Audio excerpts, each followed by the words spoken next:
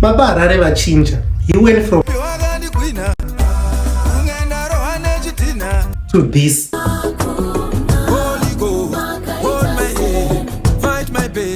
Munaitamba nezvigure akuenda kuchechi. Nyaya kuchinja. Ndakada kuti munhu akanditarisa afana kuona achibaba Harare chimwe cheche. Achibaba Harare. I think so ndakabvisa malocks nyatso kuti complete change. Mukatasa body yangu ndineka mukabody kandiri kugadzira. Hapana izviziva kuti muna 2024 Baba Harare vachaannounce kuti vari kubuditsa album regospel. Ende kutaura kwandiri kuita izvezvi vatoribuditsa. But inini kubva kare I had this feeling izviziva kuti Baba Harare vachabuditsa album. Saka chero makatarisa 3 years ago pakatombopostwa paNaTV vachiimba imwe song yegospel inonzi zvaringana. Baba Harare vakavhura chechi tinouya tese chimhanya. Chero mubhaibheri mune imwe vhesi yakanyorwa kuti handichanyatsi kuiziva but kana pane munhu ari kuiziva vhesi ndokumbira kuti unyore mucomment section. Mune imwe vhesi yakanyorwa kuti denga pane vamwe vacharipinda nenyasha. Saka ndofunga Baba Harare vakaiverenga vhesi iyoyo vada kutoripinda denga. Ende pane vanhu vandikuona vamwe vari kuita kunge vari kujaja Baba Harare ro decision yavakaita haiite. Asi pane vamwe vanhu vari kuti kwanzi hapana zvamungati hazviite because it's the biggest decision yaakaita mulife make yekuenda kuna Kristu. Saka ndo makomenzi achari kunyorwa nevanhu. Ndaona marara nenzara Baba Harare. Takatiza kumachechi nawo kuchechi kwakuya kubhawa. Following Jesus is the best decision ever. Thank you Jesus. But inini hangu personally ndofunga kuti Baba Harare decision yavakaita vakagonesa. Because pana amwe maSong aBaba Harare anga asingatoplayiki kana kuti pane vanyarikani kana kuti pavabereki. Akaita kunge vana nagenerator.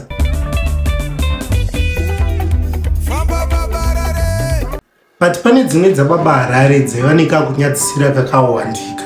Dzimwe dzekuti pavanhu taikwanisa kuplaya dzaiplaya kana kuti pamafunction ese yakaita kunge vana simudzai heti dzemurara.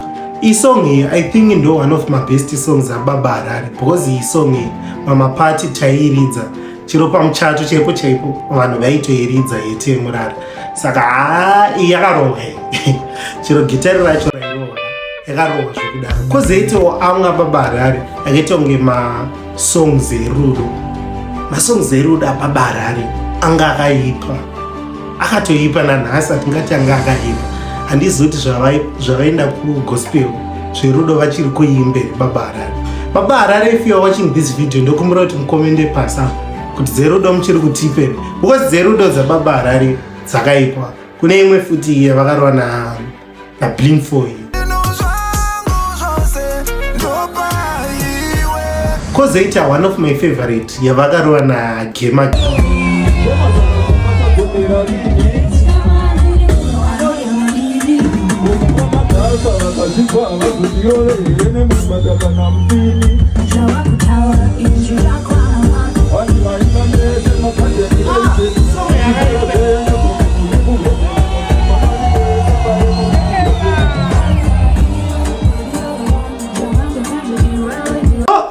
Ndachikonda ndakaiplaya yese ndozorowa necopyright.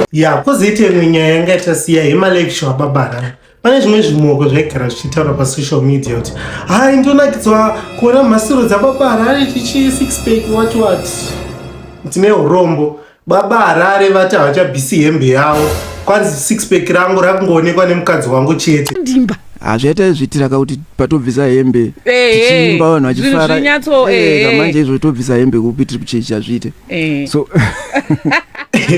kwanzi tingabvisa hembe kupi muchechi. And speaking of kubvisa hembe nyaya dzekubvisa hembe dzekupisa vanhu vakasimba kana vachitorwa mapicture vanodzosera dumbu mukati kuti risaonekwe but those rules doesn't apply to DJ Fantan.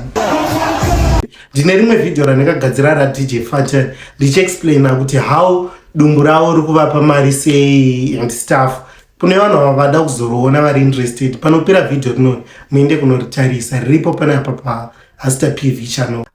Haindavhunduka hangu pandakaona iyi interview yekuredio yaBaba Harare pavakati hasisina basa nemari nekuti kumalive show futi vakumaramba ende futi vakuramba mabrand partnership anovapa mari akaitenge kuadvertisa zvinhu zvisingaenderani maprinciples echechi vati kwanzi takuramba zvionere ndiri munhu wekuti kutora pamwe uri kundidhauta brain dzangu kuti ndingada kuitamba nezita raMwari kusvika pakunyepa chinhu chakadaro panonetsa zvazooneka kereya yangu mashow ese ndiri kuramba macontract mamwe nemamwe makambani andinoonawo sokuti zvafana mamwe makambani kuti ndaiadvertisa wawa ndakasiya so handidi mari imai mwaire makatosiya hai ndaimbomwa ini makatosiya ndakasiya zvese wow undivadada kutaura kuti pandakatendeuka ndakatanga kutongovenga zvinhu zvakawandisa zvandaita zvakaipa saka zvese ndingakuti zvese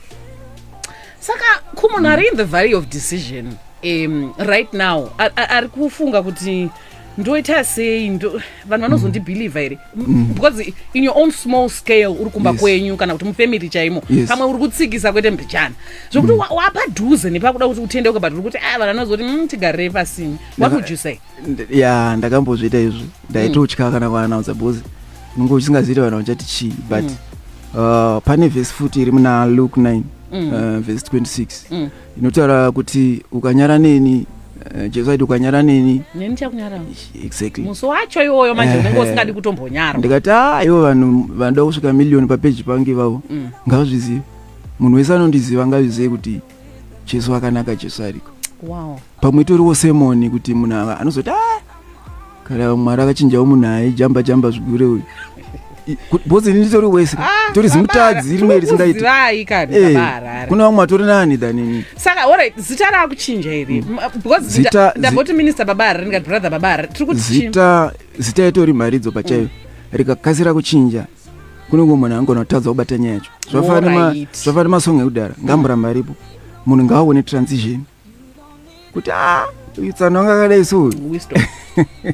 kana azodai saka Mwari ane simba because pane vamwe vanhu vanga vasingafollowi baba Harare vakaita kunge vanhu vaiva vanyanya kuita zvechechi saka since apa vakuimba gospel vagara pane amwe mafans ari kuvafollowa vanga by the way baba Harare vanga kutosvika 1 million followers paFacebook saka pane vamwe vanhu vanoda zviya zvechechi kana kuti vanhu vanofollowa Dorcas Moyo vachauyawo futi kuna baba Harare kuda in the near future tichaona rimwe collaboration raDorcas Moyo nababa Harare rinenge rakatopenga. Uri kuona video rino ndokumbira kuti unyore mucomment section zvinhu zvaukutongofunga izvezvi zvaukufunga musatye comment section yenyu iyi ndeyenyu comment section ndakuti comment section ndeyenyu saka ini ndoda kuverenga macomments ese amunenge manyora ende kune munhu asina kusubscribe paHasta PV YouTube channel ndokumbira kuti usubscribe ujoine chikwata team chesai baba na team yevanhu